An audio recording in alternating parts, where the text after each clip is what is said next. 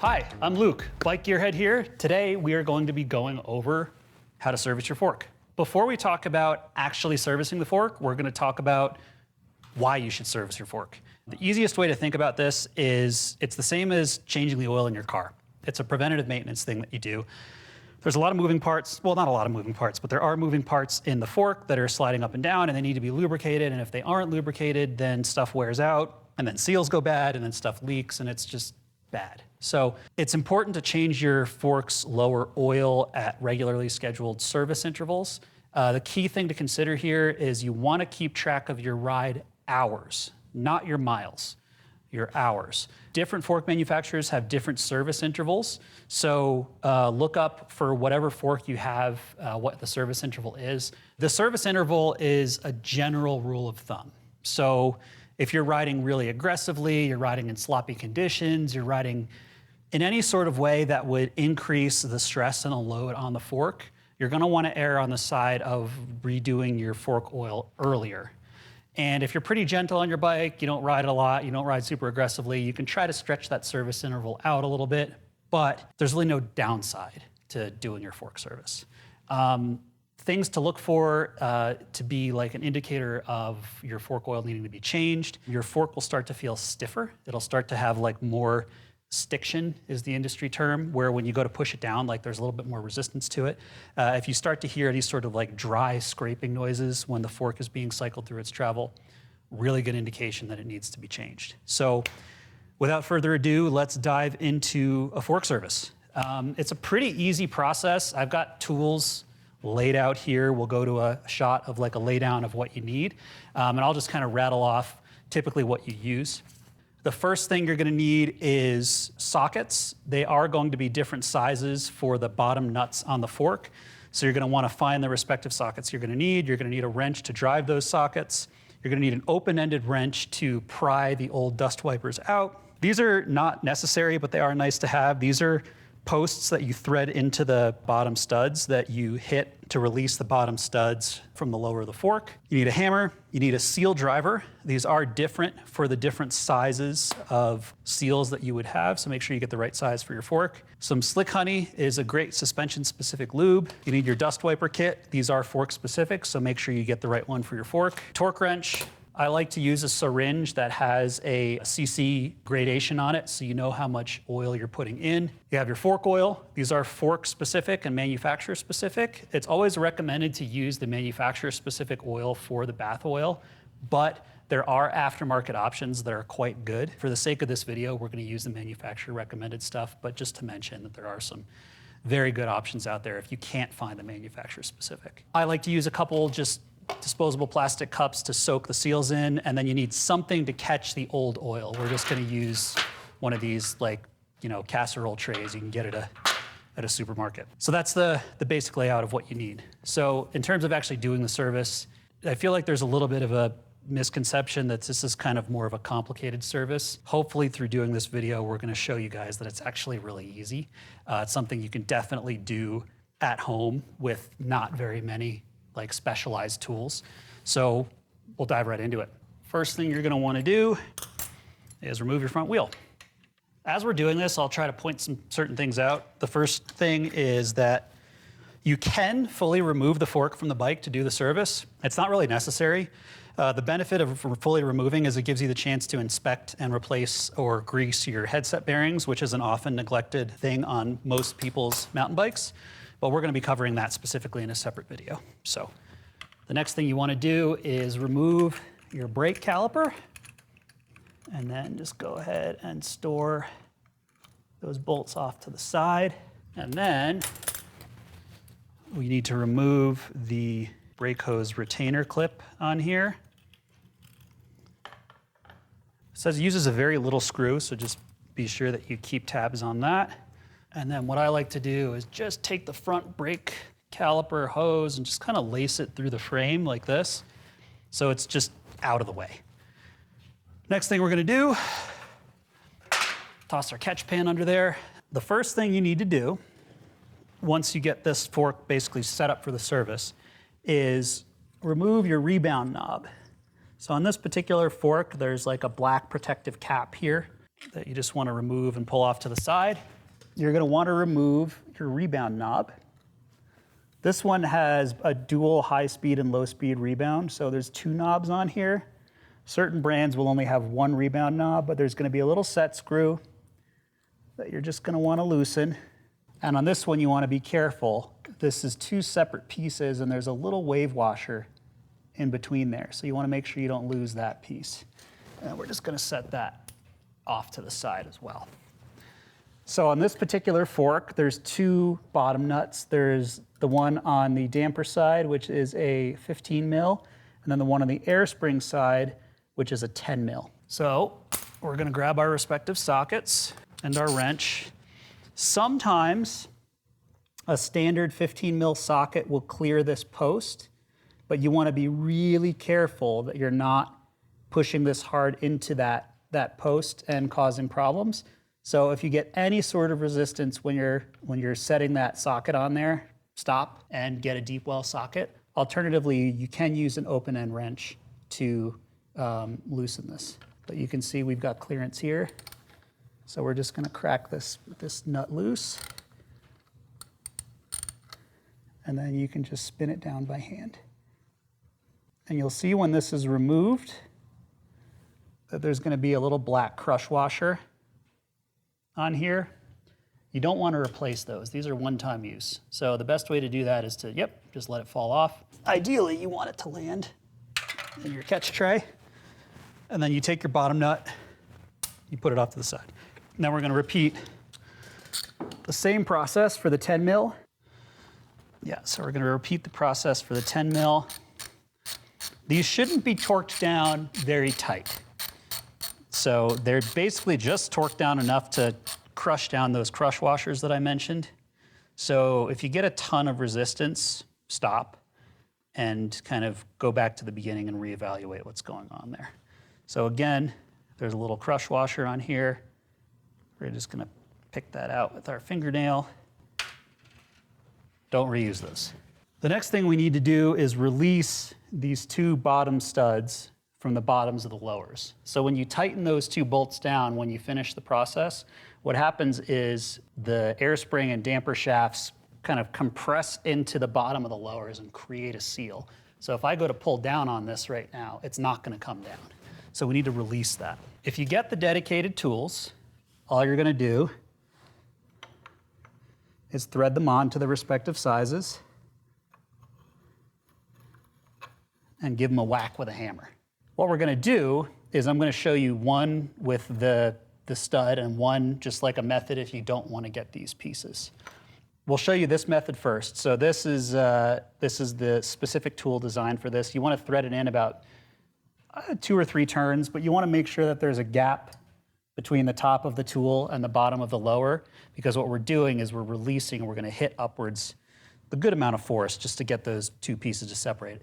When we do that, what's going to happen is oil is going to start to dribble down. That's normal.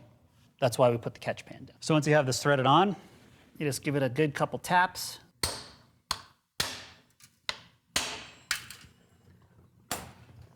And then you just go ahead and unthread that. You can see the oil's already starting to drip down. Like I said, that's normal and to be expected. That's why we have the catch pan there. So we're just going to let that dribble out a little bit. On this particular fork, the fluid volumes are uneven on the air spring versus the damper side. So if you get a whole bunch more oil out of one side, don't be too concerned. For the most part, that's normal. There are certain scenarios where if you get way too much oil coming out of the damper side specifically, it probably means one of 2 things. The first thing is that you have an open bath style damper. If you have an older fork, that's totally normal. The second is if you look it up and you don't have an open bath style damper, but you get a ton of fluid coming out, it probably means you have an issue with your damper. A ripped expansion bladder or a blown seal somewhere in there. So at that point, definitely would recommend just taking the fork into a service pro, local bike shop, and have them take care of it for you. On the other side, we'll show you the other method, which works a lot better if you have a deep socket, but we don't have one of those, so I'm going to show it to you without. What you want to do is you want to take the bottom nut that you took off and you want to thread it back on, about 2 or 3 turns. And then you want to take your socket and put it over that bottom nut and just hit the socket. And what you're doing here is you're using the socket as kind of an intermediate between the shaft and the nut, so you're not going to like damage the threads or round off any threads or anything like that. And there we go. So that's exactly what was supposed to happen. For perspective, that's a normal amount of fluid for this fork. So I should have gotten a bigger catch pan, but it's part of learning, part of the process. So at this point, what'll happen is we should be able to drop the fork lowers down. So we'll just grab them and pull them down. And you can see most of the oil came out. What we'll do is we'll get this pretty well and drained. Just gonna lay it in the bottom of the tray. The next thing we're gonna do while we kind of prep everything is we want as much oil to drain out of this as possible. So the best way to do that is to take your open-ended wrench and hook underneath the bottom of the dust wiper and just pull up. This can take a good amount of force, just like that. So you're gonna grab the dust wiper, which is this kind of grayish black piece, and then the foam ring, which is this kind of tan piece. And these are just gonna get thrown away. So you'll repeat that process for the other side. Okay. Then what we're gonna do is we're gonna take a rag and we're gonna flip this upside down. You can do this on top of your workbench. And you're just gonna lay the lowers upside down. Just let them drain, just like that. So what we're gonna do next is we're going to clean everything. This fork is in pretty good shape. If you're riding a lot in kind of nasty conditions, this is gonna be a little dirtier. But you wanna make sure everything is as clean as possible and also as residue-free as possible. So for this, we like to use a high purity isopropyl alcohol, 99%, or there are some brands that have suspension-specific cleaners. Maxima makes a really good one, but a good high purity isopropyl alcohol works just as well. So what we're gonna do before we do that is we're gonna take the old sag indicator ring, which is this little ring right here, and we're just gonna slide that off and discard it. Next, what we're gonna do is you're gonna wanna get a microfiber or a lint-free rag, which we have here. We have these specific wipers. Give everything a good spray with isopropyl, and just wipe it all down. The goal here is to get any remaining grit and dirt off of the stanchions and also off of the lower shafts of the air spring and damper. So we just keep cleaning. Can't really get this too clean, so feel free to take some time during this step to really get everything nice and clean. If your fork has it, there's usually a little bit of a cavity under here between the bottom cap of the air spring and damper and where it's kind of captured in the uppers. So you can definitely get in there with your rag and wipe that out. You can see we're getting a good amount of kind of crud out of here. One thing I'd want to mention here too is most manufacturers recommend you release all air pressure out of the air spring before you do this. The reason I didn't do that is because almost all modern air springs, the air pressure is captive inside the upper of the fork. So you don't actually need to release that. If you have any feeling like there might be a problem with your air spring, or for whatever reason it's released itself, you feel like, all of a sudden your air pressure is way off or something like that, release your air pressure before you drop your lowers. Because otherwise the pressurized air could have gotten itself into your lowers, and then it's gonna be a bit of a projectile when you go to release that. So for the most part, you probably don't need to release your air pressure if you're just doing a quick lower oil change. But if you have any doubt, just go ahead and remove this cap, and you can just take like a pencil or a pen or a pick and just depress that Schrader valve and release the air pressure. So now that we're at this point, our uppers are cleaned. They're basically ready to be reinstalled. What we can do is we can grab our lowers. And you can see just based off the towel there, the rag, that they've drained a considerable amount of fluid, which is what we wanted, so that's great. What we want to do to prep the lowers is get another one of these rags. Just do a quick outer wipe down, and then reach in here and do an inner wipe down as well. You'll notice on this, I'm not using the rubbing alcohol or the suspension specific cleaner. If you have a really, really badly dirty fork, you can definitely use some cleaner and get down in here with a good rag and kind of wipe it around. But I've found that oftentimes when people do that, they don't fully remove the cleaner or the degreaser from in the lowers. And when they put the new oil in there, the degreaser breaks down the oil, so you're not going to have adequate lubrication. So if you can at all avoid it, I always recommend avoiding using degreasers or alcohol inside the lowers when you're cleaning it out. Just a good rag will do the trick. While you're down there, you want to inspect these little tan cylindrical things here. These are your fork bushings.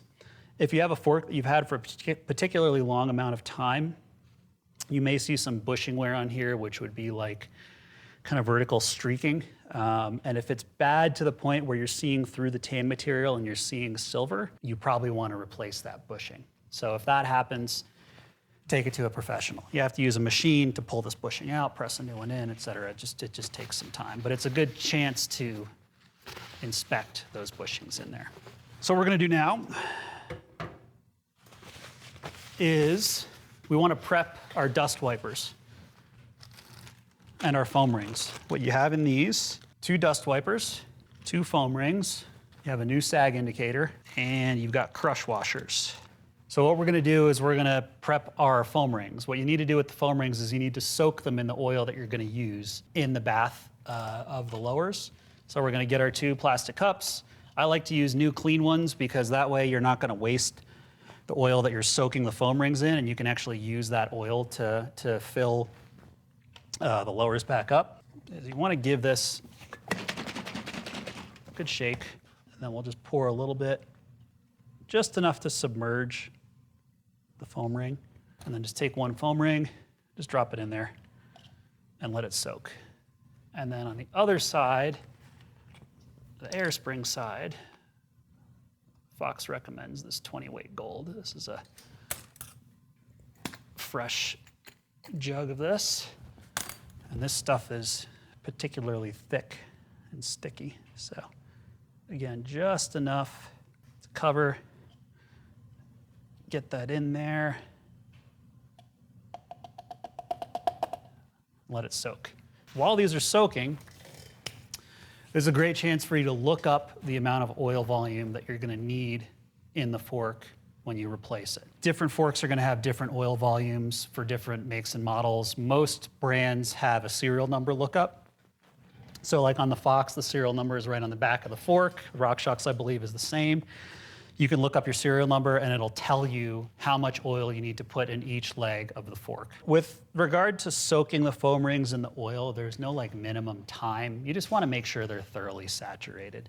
So once they've gotten nice and saturated, what you wanna do is grab your lowers. It's almost impossible to do one of these services and not get oil all over the outside of the lowers.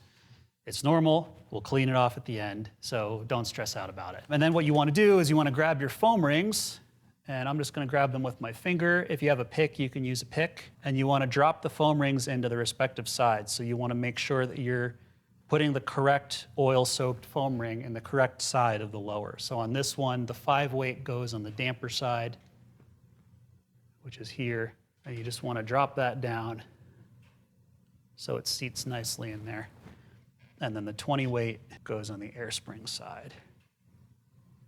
Drop that down like that. Then what you want to do is we're going to push in our dust wipers. So to do that, you want to take a rag and put it on your workbench like this. Where did And the reason that I have the rag underneath it is just because I don't want to scratch the bottoms of the lowers against the workbench. Really important before you put the dust wiper in to remove the outer spring, because that could potentially get damaged when we drive that in. And then we're going to grab our seal driver. We're going to slide our seal over our seal driver. And then we're going to drop this in. And then just give it a couple taps with a hammer. And then you go ahead and slide that out. And the nice thing about this specific seal driver, this is the Fox official seal driver, is it's got a lip on it. And what it'll do is it'll bottom out on the top of the lowers here, so you get the seal pressed in evenly, so it's not going to be kind of off kilter, causing any stiction problems. Now what we're going to do is we're going to go ahead and repeat that process for the other side.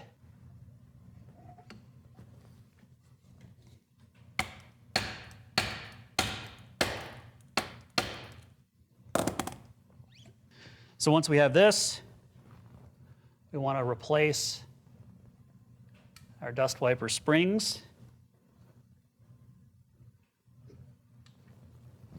So now that we have the dust wipers in, we have the foam rings in, they're in the right sides, etc. We're ready to go. The last thing we want to do is take a little bit of this slick honey, and you don't need a lot, just a little bit. Put a little bit of this on your finger, and just smear this around on the inside of the dust wiper. You want to try to avoid getting it on the foam ring if you can. This is just going to give you a little extra lubrication on that dust wiper. Some dust wipers do come pre-lubricated with this stuff. So if yours is, it's got little kind of dots of lube on there, you're probably fine. But if it's dry, I always recommend putting a little bit of slick honey on there. And then this is prepped and ready to go back in. The last thing we're going to do before we do that is we're going to take our sag indicator O-ring, reinstall that on the Airsprings side of the fork. We're going to take our fork lowers, make sure that they're oriented in the right direction, slide them up over the shafts, and then you're going to have to wiggle them a little bit to get the dust wipers to seat over the stanchion. And then once they do, you should be able to push that fork lower up with very little effort. If there's any binding or extreme effort that happens there, stop. You probably pinched a foam ring, and you're going to drop that down and make sure it's square and even. So once we get to this point, what we need to do is flip the bike upside down so we can add the oil back into the fork. So what you want to do here, once you get to this point, we did some fancy off-camera trickery where we flipped the bike around just so we could get it within frame. But the main thing is you want the fork angled, so when you put the fluid in, it's not going to try to flow back out. It's going to work its way down towards the dust wiper and the foam ring. What you want to do is look up your fluid, like I mentioned earlier, have your numbers. For this one, on the Airsprings side, they call for 10 cc's of oil on the Airsprings side of the 20 weight. So you're just going to take your 10 cc's, you're going to put it in the Airsprings side of the fork,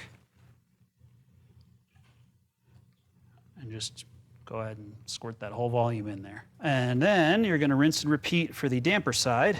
Damper side on this fork is 40 cc's. So just because this syringe doesn't go to 40 cc's, we'll just do 20 times 2.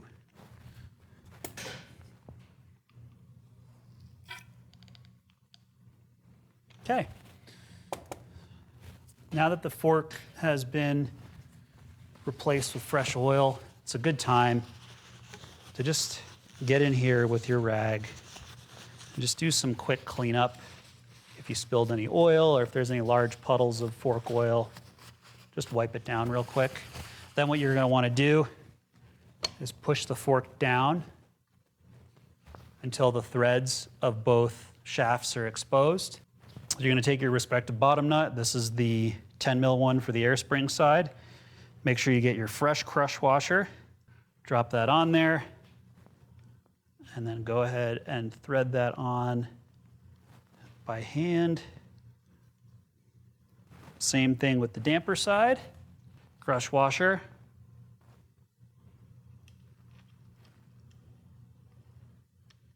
Thread it on by hand, just until it bottoms out. And then crucial step here, you want to use a torque wrench to tighten these bottom studs. Ask me how I know. If you try to overdo these, or if you try to do it by hand and you snap off the bottom stud, you're going to have a bad time. So just look up the manufacturer recommended torque spec on these and torque them down to spec. So we'll go ahead and do that.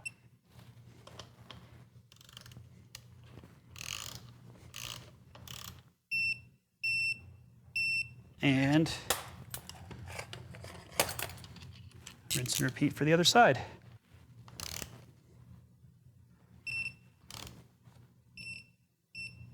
Once you have that done, you want to take your rebound knob and replace that. If you look at the rebound shaft that's exposed, it has a little flat spot on it, and that's where the set screw is going to sit. So just make sure that you're orienting that correctly when you put that back on. Okay, and then you want to take your Allen key, tighten that down just enough so that it holds itself in place. And you can verify that it works just by selecting your high speed and low speed compression. They're both clicking through the functions appropriately. Then in this case, we're going to take our black protector cover and reinstall that. I like to take some alcohol and just clean the bottom nuts of the fork, the bottom areas of the fork here. The more you clean it, the less like dirt and dust and grit and stuff are gonna stick to the fork. You know, it's a mountain bike. It's always gonna look a little dirty, that's fine, but you've got the 2 minutes, you might as well do it now. At this point, what we're gonna do is flip the bike back upright and finish cleaning everything up and reinstalling. So, off-camera trickery. So before we reinstall anything, we're just gonna give the rest of the fork a good spray down.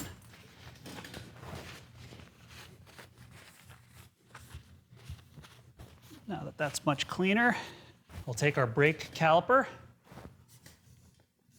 and we'll bring that back around and we'll just reinstall that loosely.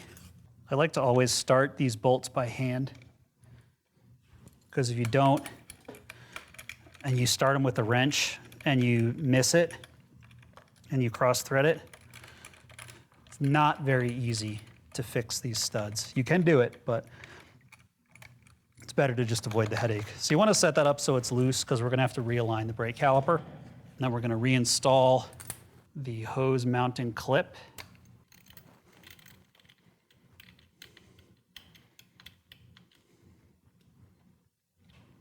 At this point, all we need to do is get our oil tray out of the way, grab our front wheel, our through axle, pop that on in, torque your axle to spec, and then the easiest way to realign that brake caliper, you're gonna have to do some fine tuning afterwards most likely, but kind of give it a jiggle so it's free to move. Squeeze the brake lever, tighten the caliper bolts, release the brake lever, spin it. You can hear there's a little bit of noise and you just need to go back and forth. We'll cover brake adjustment in a separate video, but basically you just look through the caliper, find where the caliper is rubbing, the rotor, and then do your fine adjustments until you don't have any more rubbing. There it is, nice and quiet. And then the last step that we want to do, in this case, since we didn't remove the air spring pressure, we don't have to reinflate, but at this point you would reinflate to your recommended PSI. And we'll take the bike out of the stand, give it a quick cycle, make sure everything seems like it's working, and you're ready to ride. So one thing to note, because I've gotten questions about this a bit, is what to do with this. your old oil. Ideally, what you want to do is recycle it appropriately. Most like quick lube oil change places for your car will take this oil. You do want to pull the crush washers and the sag indicator ring and anything that isn't oil out of this, and you can just bring it to them and they'll recycle it. Get rid of it. You really shouldn't like dump this down a drain or like bury it in your backyard or anything silly like that. But quick change oil places are the best way to get rid of this fluid. Thanks for watching. Hope you learned something about how mountain bike suspension forks work. And hopefully the walkthrough of this made it a little bit less daunting and easier to tackle if you choose to do it yourself. If you have any questions about this kind of stuff or you just want to talk to us, feel free to give our gearheads a shout. Please feel free to like, comment, and subscribe on our videos. And keep in mind, this is an ongoing thing we're doing with tech tips, so we don't even have it fully baked out yet. So if you have anything you want us to discuss or go over, drop a comment down below, and if we like it, we'll make a video. We'll see you next time.